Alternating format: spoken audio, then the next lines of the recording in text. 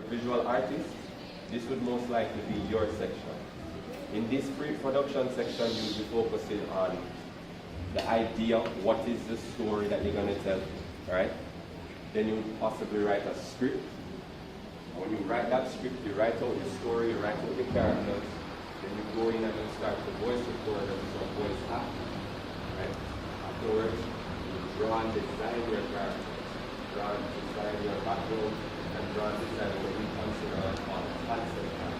Concept art is usually illustration that kind of just dictate or demonstrate what a specific scene in an animation might look like, right?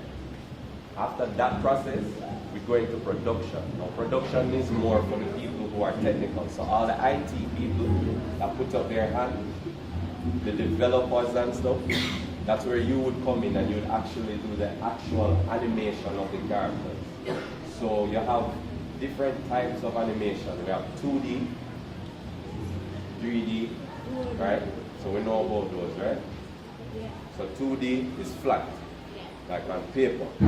3D is like I take a model and I go and move that model above the place, right? It's like I take a toy and I move that toy, right?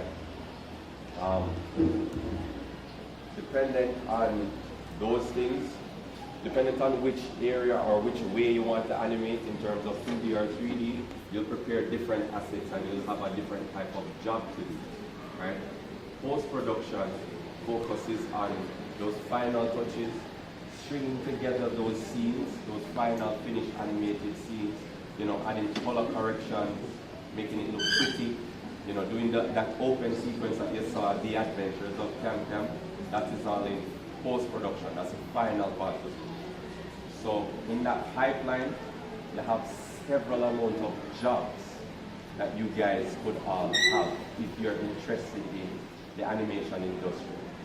From pre-production, you could be a visual artist, a character designer, an illustrator, a writer, a voice actor, or actress, right? In production, you could be an animator and you could break down that animator into two categories. You could be a 2D animator or a 3D animator. And then dependent on 2D and 3D, you could break that down even more. You could be a 3D modeler who would sculpt the model that the animator would animate.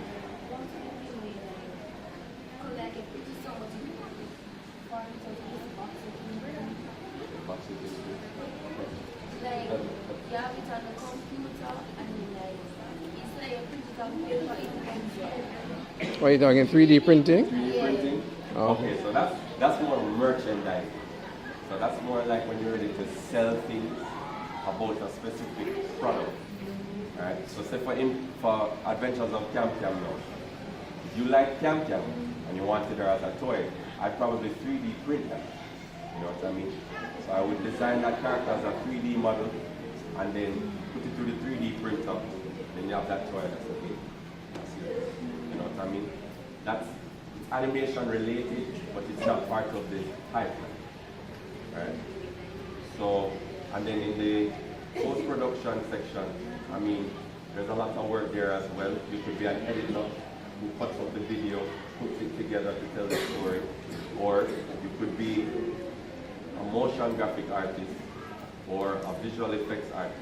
The difference between the two is usually motion graphics has to deal with just moving around certain elements like icons or graphic designs. You know, you add a little bit of pizzazz with moving the text and what we call typography, which is just the writing or the written word.